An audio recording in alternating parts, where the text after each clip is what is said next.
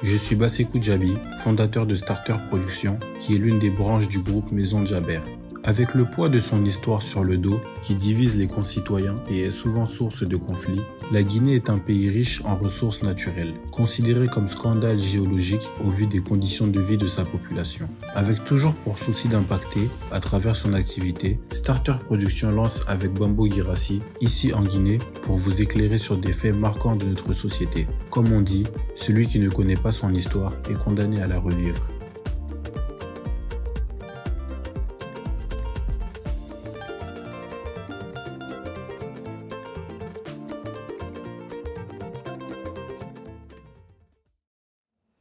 Merci de nous rejoindre dans cette émission ici en Guinée pour cet autre numéro. Dans ce numéro, le thème principal, c'est investir en Guinée pour un diaspora.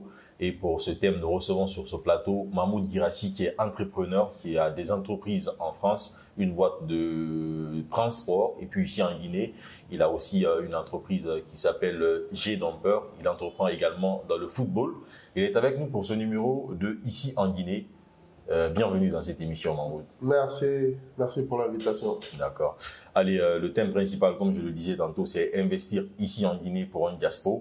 Il s'agit bien sûr de parler des avantages, des difficultés, ce que ça peut rapporter de part et d'autre. Voilà, que ce soit ici en Guinée, mais aussi en France, parce qu'il y a beaucoup de diaspora, on va le dire comme ça, comme on le dit dans notre jargon ici. Il y a beaucoup de diaspora qui viennent investir aujourd'hui en Guinée. Mais l'avantage n'est pas, en fait, ne se trouve pas forcément seulement qu'en Guinée. Ça se trouve aussi de l'autre côté. Donc, on va essayer de parler de cela de façon générale. Déjà, tu vas faire un petit briefing par rapport à tes entreprises, à tes boîtes qui se trouvent en France, mais aussi ici en Guinée. D'accord. Bah, écoute, déjà, merci pour le temps de parole. Bah, écoute, moi, je me présente, Mahmoud Girassi. Donc, j'ai plusieurs sociétés en France. Donc, j'ai une boîte de transport. On fait du transport de marchandises en camion. On est sous-traitant pour FedEx, GLS, Amazon. Donc, en parallèle, j'ai une boîte de logistique. J'ai un garage où je fais réparer mes propres véhicules et un studio photo. Et bon, j'ai des salariés en France, donc ça se passait assez bien, mais toujours cette envie d'investir chez soi. Donc, d'où m'est venue cette envie, et je pense que c'est en venant ici, en voyant tout ce qu'il y a à faire. Et aussi, c'est en quelque sorte un challenge d'essayer de faire quelque chose dans la terre de ses parents, de ses ancêtres. Et en tout cas, voilà d'où est née cette envie d'entreprendre ici. D'accord. Mais il y a beaucoup de Guinéens comme vous. Bon, c'est vrai que vous êtes né en France, mais d'origine guinéenne. Voilà, il y a une grande source ici en Guinée. Vous avez l'habitude de venir souvent pendant les vacances et tout ça. Mais quand on entreprend comme ça en France, quand on a fait toute notre vie en France, notre enfance, l'adolescence, jusqu'à rentrer dans la jeunesse, faire des études, créer son entreprise, et d'un seul coup, on se dit, ben écoute, moi aussi je peux entreprendre. Il y a des opportunités en Guinée, mais il y a un déclic quelque part. Ça part de quelque part en fait. Non, c'est clair qu'il y a un déclic. Le premier déclic, je pense qu'il vient en venant, dès qu'on commence à prendre goût. Parce que, déjà, il faut venir quoi. Exactement, parce que ce qu'il faut savoir, c'est que les premières fois, il y a deux catégories. Il y a une catégorie de personnes qui ont leurs parents qui les ont envoyés à chaque vacances. Ce qui fait qu'ils ont pu s'habituer un petit peu au pays. Ce qui est le cas pour toi? Non, pas forcément. Moi, je suis venu une fois en 2003. Ok. Et après 2003, on n'est pas allé. Tu sais, nous, on est beaucoup. C'est-à-dire que pour que tous les enfants puissent aller en même temps en vacances, il faut prendre 10 enfants. 10 enfants en même temps dans l'avion, je pense que c'est pas tout le temps les mêmes vacances. Donc, ce qu'on faisait, on est allé à tour de rôle. Et moi, je suis allé qu'une seule fois dans mon enfance. Et j'avais pas un meilleur souvenir. Juillet, août, en Guinée, saison des pluies, avec les moustiques, avec le courant qui n'était pas stable. Déjà, tu te rappelles des moustiques et tout ça. C'était pas les meilleures vacances. Ouais. Mais voilà, après, il faut souvent venir. Je pense que l'entrepreneur est têtu. Et en fait, il va aller chercher un petit peu la difficulté et aller chercher un petit peu ce côté pas facile, qui va peut-être le stimuler. Et moi, en tout cas, en venant, j'ai décidé, je crois, en 2012, de venir tout seul. Alors, tu décides de venir tout seul. Déjà, on sait qu'il y a des idées reçues. Je ne sais pas si c'est aussi ça la réalité sur le terrain. Déjà, ce n'est pas une belle image de la Guinée. Aujourd'hui, peut-être ça commence à changer. Mais on sait que dans les années avant, ce n'était pas une belle image. Ce n'était pas des régimes civils. Bon, il y a la corruption qui est indexée. Beaucoup de choses comme ça. Et malgré tout ça, tu te dis non, je viens quand même tenter ma chance. Voilà. Bah, il y avait tout pour décourager, hein, mais il y avait des motifs d'espoir. En tout cas, il y avait tout pour décourager, je suis d'accord. Je sais que... Personnellement, qu'est-ce que tu recevais comme idée en fait de la part des gens qui venaient entreprendre en Guinée, qui te stoppaient tout de suite? C'était toujours pareil, c'est toujours les mêmes mots qu'on entend. Ah, on ne peut pas faire confiance. Même la famille, tu ne peux pas forcément faire confiance. On va chercher à te manger, on va chercher à te... C'est délicat et il y a certaines réalités. C'est pas évident d'entreprendre avec la mentalité des diaspos, comme vous dites, tu vois, parce que les principes de là-bas et les principes d'ici sont pas forcément les mêmes, tu vois, et je pense que c'est culturel. Mais donc au début, pour en revenir à ce que tu me disais, les idées qu'on recevait, c'était pas les meilleures idées. Enfin, tout ce qu'on nous disait, c'était plus pour nous décourager ou pour nous protéger, tu vois, de base, parce que je pense qu'il y a des idées reçues ici par la population qui est ici, hein, qui a une idée des diasporas, ils ont de l'argent, c'est pas grave. Tu vois, et de l'autre côté aussi, pareil, donc il y a ce petit conflit qui fait que au bout d'un moment, bah, ceux qui veulent entreprendre, ils vont pas forcément entreprendre. Et ceux qui sont ici, qui pourraient aider ceux qui peuvent entreprendre, ne vont pas forcément avoir de... Tu vois, donc, si tu n'as pas l'offre et la demande, bah, en fait, il n'y a rien. Donc, il y a beaucoup de choses qui ne sont pas faites. Et ça, c'est le constat que moi, j'ai fait. Il y a beaucoup de choses qui n'étaient pas faites. Et donc, du coup, j'ai commencé à prendre la voiture, rouler tout seul. Parce que je pense, et ça, c'est une étape très, très, très, très importante, que ce soit pour l'entrepreneur ou pour celui qui veut voir si éventuellement... toucher du doigt les réalités. Il peut faire quelque chose, toucher les réalités. Enfin, toucher du doigt les réalités. C'est-à-dire déjà prendre... Parce qu'on vous dit toujours que c'est impossible de rouler à Conakry. Ça, c'est aussi une autre idée, en fait. Mais en fait, c'est pas facile de rouler à Conakry. Il faut juste rouler comme les gens de Conakry. Et dès que tu as cette liberté, bah déjà, tu vas où tu veux, quand tu veux. Il faut que tu maîtrises un petit peu les routes. Mais une fois que tu vas où tu veux, quand tu veux, bah, tu peux toi-même te faire ta propre réalité. Moi, en fait, on m'expliquait que ça, c'est pas possible, ça, c'est pas possible. Entre ce que quelqu'un va penser que c'est pas possible et moi, pour que moi, je pense que c'est pas possible, c'est deux visions différentes. Tu vois? Aujourd'hui, c'est quoi ton... excuse-moi de te couper comme ça. Hein. Aujourd'hui, c'est quoi ton regard, en fait, de façon générale, sur l'entrepreneuriat en Guinée? C'est quoi ton regard sur la Guinée aujourd'hui? Je le vois différemment parce que j'ai eu beaucoup d'expérience, tu vois. J'ai eu beaucoup d'expérience, des belles réussites, des petits échecs. Donc aujourd'hui, j'arrive à avoir un œil plus large, tu vois. J'ai une certitude que j'avais pas avant. C'est, ça rejoint un petit peu la question que tu me posais. Le diaspora qui veut entreprendre en France, il faut qu'il soit là sur le terrain. Il faut qu'il pousse son projet, tu vois. Tu peux pas, dès que tu as et ça c'est le test pour moi, tu as 2 salariés et que tu te dis, c'est bon, je vais les laisser faire. À partir du moment où tu vas les laisser faire, tu as mis les limites de ta société. C'est toi qui fais ta société. C'est toi qui poses tes limites. C'est toi qui vas... C'est toi peut-être dans ta tête, tu n'as pas de limite. Toi, tu n'as pas de limite dans ta tête, donc toi, tu sais où tu vas aller. Mais les gars qui sont avec toi, là, ils te suivent. Tu peux les faire monter, mais ils vont te suivre. Donc, la première réalité pour moi, c'est qu'il faut être au cœur de son projet. Et pour être au cœur de son projet, il faut être là. Donc, moi, l'erreur que je faisais au début, pour répondre à ta question, mais j'étais obligé de faire cette petite parenthèse, c'est que je me disais, bon, je vais mettre en place et je m'en vais. Donc, je prenais des billets, 10 jours, 1 semaine. Et ça me rappelait un jeu que nous on faisait quand on était petit, c'est 1, 2, 3 soleil. Donc en fait, tu te mets devant le mur, tu tapes 1, 2, 3 soleil. Et pendant que tu es retourné, les gens peuvent avancer. Dès que tu te retournes, ils restent figés. Bah, c'est l'image que moi j'avais d'ici. C'est-à-dire que dès que je venais, ça bougeait. Dès que je prenais de l'avion, tout le monde dort. Ça se bloquait. Tout le monde dort, tout le monde s'arrête. Et donc mon projet, il faisait ça, il ralentissait. Ça, il ralentissait. Et au bout d'un moment, je me suis moi-même remis en question. J'ai dit, soit tu le fais à fond, soit tu le fais pas. Si tu le fais à fond, tu prends le temps. Pourtant, j'avais mes occupations de l'autre côté, donc il fallait faire un sacrifice. Après, les gens qui veulent venir entreprendre en Guinée n'osent pas lâcher tout de l'autre côté.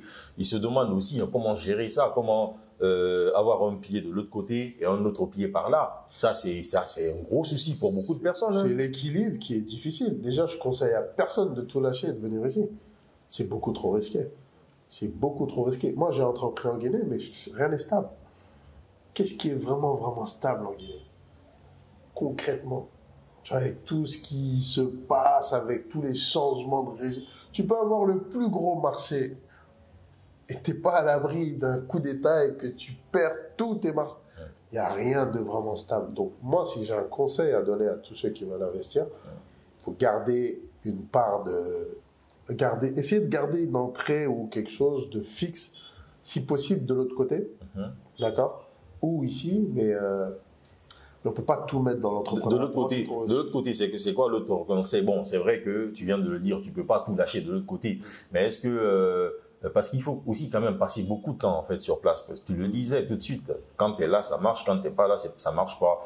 Est-ce qu'il faut aujourd'hui, et quand on veut entreprendre, laisser sa famille de l'autre côté ou faire venir sa famille pour que... En tout cas, ça dépend. Parce que toi, par exemple, tu entreprends des deux côtés. Si, par exemple, tu avais tout lâché de ce côté pour venir en Guinée, est-ce qu'il faut laisser toute sa famille là-bas, venir entreprendre seul ou faire venir sa famille pour vivre l'expérience ensemble? Moi, je pense que soit tu viens avec ta famille. La famille, pour moi, surtout pour l'entrepreneur, ça fait partie de l'équilibre. Donc, si tu venais à tout lâcher, je pense qu'il faut tout lâcher avec sa famille.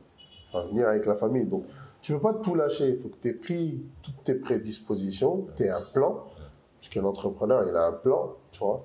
Et tu essaies de suivre ton plan. Si ton plan, si tu es dans la corde de ton plan, ça va. Si tu vois que tu es à l'opposé de ton plan, je pense qu'il faut peut-être revoir. Et l'entrepreneur, c'est celui qui essaye. Et si ça ne marche pas, qui a soit la capacité de s'adapter, ou bien de dire stop, ça, c'est pas rentable. Ok. Et de l'autre côté aussi, les jeunes qui viennent entreprendre, parce que la plupart c'est des jeunes, beaucoup sont découragés dès le départ parce qu'ils doivent faire face à l'administration ici en Guinée. Déjà faire ses papiers pour créer son entreprise, on te demande des sous, des dessous de table. Est-ce que c'est facile pour un diaspora aujourd'hui de venir en Guinée, de se créer une identité? Parce qu'on sait que c'est pas évident, surtout quand tu n'as pas la nationalité guinéenne ou les papiers guinéens, de te faire des papiers côté administratif. Comment ça se passe en fait? Moi, je pense que c'est très simple ici. Okay. C'est très simple. Tu as des notaires, tu as la Bible. C'est facile de créer sa structure. Mais il y a une chose qu'il faut comprendre. C'est pas parce que tu veux entreprendre que tu es entrepreneur. Tu comprends ce que je veux dire? Tu peux vouloir faire quelque chose, mais pas forcément en avoir la capacité. Ici, c'est encore plus une réalité. Pour pouvoir entreprendre ici, il faut être costaud. Il faut avoir la capacité de s'adapter. Et je trouve que s'adapter, c'est le plus dur. Tu vois, tu ne peux pas le savoir si tu es quelqu'un qui est né ici. Bah, tout ce qu'il y a, c'est comme ça, hein, c'est la Guinée.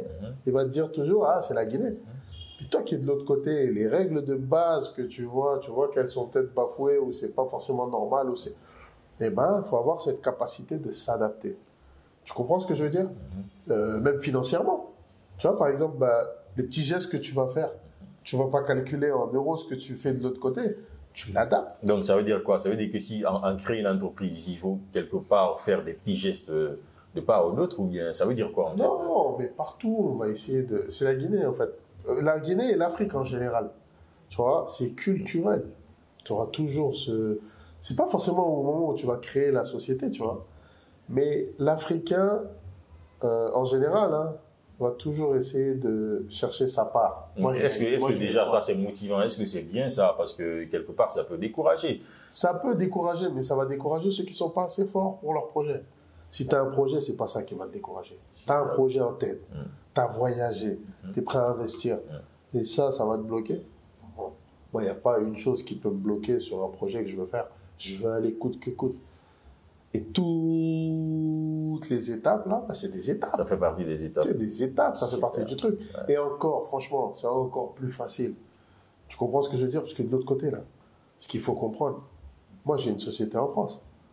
Tu vois, tout ce qui est impôt, tout ce qui est amende, mais qu'est-ce qu'on fait? On se sert sur ton compte. Après, on t'envoie un courrier. En fait, j'ai pris ça, hein, l'amende plus la majoration. Ils ont la main sur tes comptes. Donc ça veut dire qu'il est plus facile d'entreprendre en Guinée. Je ne dis pas qu'il est plus facile, mais l'entrepreneur, il est plus avantageux. L'entrepreneur. Il est plus avantageux, en fait. Il faut que la personne soit prête. Pour moi, tout ça, ça ne peut pas être des freins. Tu vois, tout ce que tu m'as cité, tous les problèmes qu'il peut y avoir, ce n'est pas des freins. Si tu es déterminé et que tu veux faire ton truc, tu vas le faire. Je ne dis pas que ça va marcher, mais tu vas aller au bout. Tu vas aller au bout, tu vas commencer par quelque chose, tu vas essayer de l'adapter, soit jusqu'à ce que ça réussisse, ou bien jusqu'à ce que tu arrives à un constat de ce qu'il faut revoir et faire et que tu repousses après. Tout est question d'adaptation. Alors aujourd'hui, vu l'expérience que tu as aujourd'hui, hein, ou tu es en train de vivre en Guinée aujourd'hui, on peut quand même se dire qu'il est possible que tu donnes des conseils aux autres dans quoi entreprendre. Mais déjà, on va commencer par ton domaine. On sait que tu as une entreprise G-Domper qui entreprend dans le commerce également, mais aussi dans le football. Parle-nous un peu de ce que tu fais comme entrepreneuriat ici en Guinée. Alors moi, principalement, le premier projet qui me tenait à cœur, donc c'est G-Dumper. G-Dumper, c'est une start-up que j'ai créée qui met en relation tous les propriétaires d'engins BTP, camions, bennes, et tous ceux qui veulent les louer.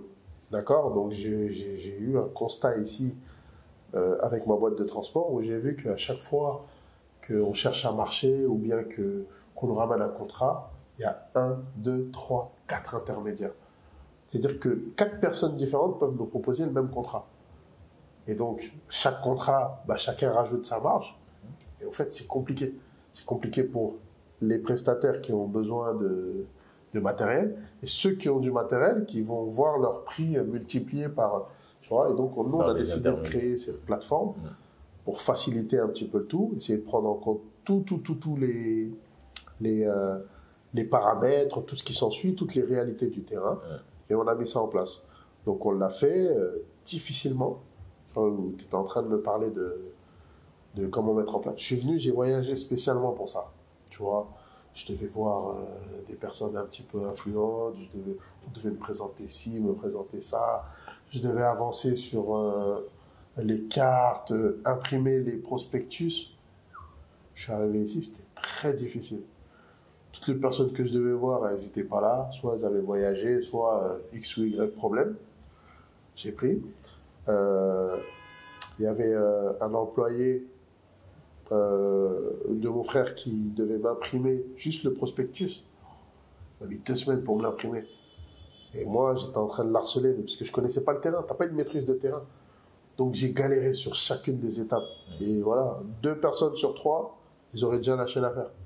Mais j'étais là avec mon truc. J'en parlais, il y en a qui comprenaient, il y en a qui ne comprenaient pas, mais j'étais avec mes idées, j'avais juste ce que je voulais écrire sur le truc.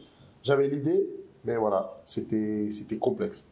Déjà, comment cette entreprise se porte aujourd'hui en Guinée? Après, la chance qu'on a eue, c'est qu'on a poussé. On a commencé à le mettre en place, on a fait de la pub télé, pub radio. Et ensuite, on a participé au concours organisé par le SADEL, le Salon des entrepreneurs. Et donc, on a été sélectionné en finale parmi les meilleurs projets de transport logistique et on a gagné le concours. Donc, ça nous a propulsé au niveau des autorités, de toutes les trucs compétentes. C'est organisé par la Banque mondiale, par pas mal d'organismes assez costauds. Donc, ça nous a permis de nous faire connaître au niveau des institutions. Ça nous a permis de gagner en crédibilité au niveau de nos fournisseurs. Et là, tout de suite, après, on a décoché des contrats. On a gagné un petit peu d'argent qui nous a boosté. 2, on a réussi à décocher des contrats. 1, 2 contrats. Et juste avec les 1, 2 contrats, et sachant que je ne suis pas toujours sur le terrain, on s'est contenté un petit peu de ça.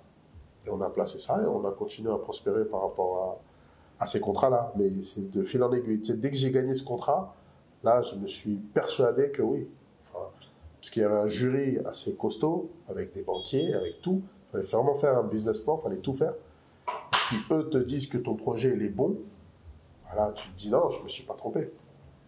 Mais c'est pas que ce domaine, en fait, dans lequel tu es entrepreneur. Non, ça, c'est le premier. Et après, voilà, moi, j'ai... Il y a aujourd'hui le football qui déjà n'est pas mal. On voit tes projets. Par exemple, peut-être pour ceux qui te connaissent, qui te suivent en ce moment et qui ne savent pas en fait forcément comment est-ce que ça se passe, parce que le football c'est quand même un domaine apparemment qui te passionne beaucoup. Bah, tu sais, je pense que la passion, elle domine toujours. Tous ces autres projets, que ce soit ça et ma boutique de pièces, j'ai une boutique de pièces où je vends des moteurs. Ça, c'est des opportunités. C'est-à-dire que je roule dans Conakry, j'essaie de voir et j'essaie de saisir les opportunités. Maintenant, ce que j'ai fait depuis 1 an, ça c'est la passion. J'avais une envie depuis longtemps, c'est essayer de monter un projet, prendre les meilleurs. Vous savez, on regarde les matchs et on critique. Ah, si national, ils ont fait ça, ils ont encore perdu. Normalement, moi, je critique, mais j'ai toujours ce... Ok, et toi, tu fais quoi? Tu vois, donc je me suis dit, ok, moi, je vais essayer de faire mon projet. J'ai sillonné le pays, j'ai essayé de prendre les meilleurs joueurs, et les meilleurs joueurs, je les ai réunis, je les ai internés, et on a essayé de les former avec un projet sur 3 ans. Là, on est à 1 an et demi, et ça se passe super bien. Super. Ouais, et donc ça, vraiment, c'est le projet qui me tient à cœur. Ouais. Et c'est un kiff. Et aujourd'hui, on est suivi par 25 000 personnes. C'est le football, donc ça nous a permis de fédérer. Et là, franchement, c'est peut-être la plus belle aventure qu'on est en train de faire. Super. Allez, on est toujours avec Mahmoud Guirassy, qui est entrepreneur, voilà, jeune diaspo, on va le dire comme on le dit ici en Guinée, qui entreprend ici en Guinée.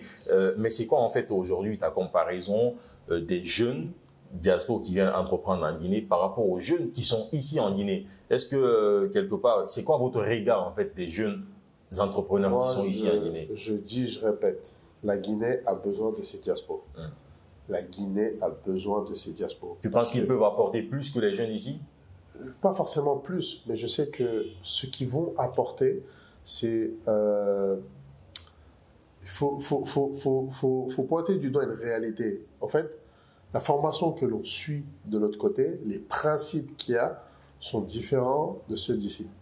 Tu comprends? Donc, un diaspora qui vient avec une détermination, il va ramener de la valeur ajoutée. S'il arrive à fédérer des gens à fort potentiel ici, il peut créer quelque chose de costaud. Et il n'y a rien qui peut l'arrêter. Mais en tout cas, on a vraiment besoin de cette diaspora. Est-ce qu'il y a un conflit d'intérêts parfois qui se pose quand, par exemple, vous êtes dans un même domaine qu'un jeune qui se trouve ici en Guinée, vous qui venez, est-ce qu'il y a quelque part un conflit d'intérêts? Moi, franchement, pour moi, il y a de la place pour tout le monde. Moi, je suis dans un discours et j'essaye de fédérer pour que les gens viennent. Il y a trop de choses à faire. On ne peut pas se marcher sur les pieds. Il y a trop à faire. Vous allez aller à Madina, il y a combien de commerçants? Chaque commerçant se fait de l'argent. Chaque commerçant importe et ça ne va pas toucher le business de l'autre. Il y a de la place. Et si tu devais donner un conseil aux autres Guinéens de l'autre côté qui veulent venir entreprendre, quel est le conseil et quel est le domaine que tu pourrais recommander à ces gens? La chose la plus urgente, c'est de se positionner maintenant. C'est de plus en plus dur de se positionner. Tu vois, je sais qu'une entreprise ici, elle arrive à maturité au bout d'un certain temps. Donc, il faut commencer. Il faut commencer. Moi, je fais de l'import-export et j'ai commencé tout petit. Jusqu'à arriver à un camion, jusqu'à arriver à un plus gros camion, jusqu'à arriver à un conteneur. Et c'est petit à petit, tu vas connaître le circuit. Peut-être quand tu as fait venir le camion, tu as connu le transitaire de la France. Quand tu es arrivé, tu as rencontré le transitaire de l'autre côté. Arrivé là, peut-être tu as rencontré les douaniers. Et après là, le revendeur. Et au fait, ça te donne de l'expérience. Et au bout d'un moment, si tu ne le fais pas au bon moment, tu vas partir avec des années en retard. Et je te parle de ça, plus l'expérience. Donc pour moi, il faut se positionner dès maintenant, même si c'est petit à petit. Après, les domaines, c'est vaste. Il y a des domaines classiques, on va dire l'agriculture. L'agriculture, pour moi, il faut maîtriser. Si tu as une maîtrise dans l'agriculture, ok, sinon c'est difficile. Mais après, il y a des trucs tout bêtes. On peut commencer tout doucement. Et tout l'électroménager d'occasion, qui est facile d'accès là-bas, ça a une grosse valeur ici. Tu peux commencer petit à petit. 1 plus 1, ça fait 2. Et après, là, tu vas commencer, tu vas continuer. Il y a beaucoup de choses à faire. Je ne veux pas, et je suis sûr et certain qu'il ne faut pas se dire, dès qu'on écoute les gens il faut investir sur ça, ça va t'influencer dans ce qu'il faut faire. Donc, ce que tu penses qui peut être une valeur ajoutée ici, faut aller dans ce domaine. Et il faut passer à l'action. Voilà donc les paroles de notre invité du jour dans cette émission ici en Guinée. Ainsi prend fin ce numéro. Merci Mahmoud. Merci. Merci à Starter Production pour la réalisation de cette émission. On se retrouve pour un prochain numéro. Avec Starter, réalisez vos projets audiovisuels. Nous intervenons à chaque étape de la conception de vos réalisations photos et vidéos avec une expertise tout droit importée d'Europe. Support digital, documentaire, vidéo institutionnelle, événementiel ou promotionnel. Starter collabore à divers projets impliquant des entrepreneurs, des sociétés, des institutions publiques et privées, des personnalités politiques ou des associations. Ces expériences nous ont permis de voyager et d'élargir nos horizons à travers le monde. D'autre part, Starter a parcouru une grande partie de la Guinée en réalisant des documentaires sur les différents aspects de sa société. Vous avez un projet à réaliser, pour nous joindre, c'est simple. Contactez le 625 33 54 78 625 33 54 78.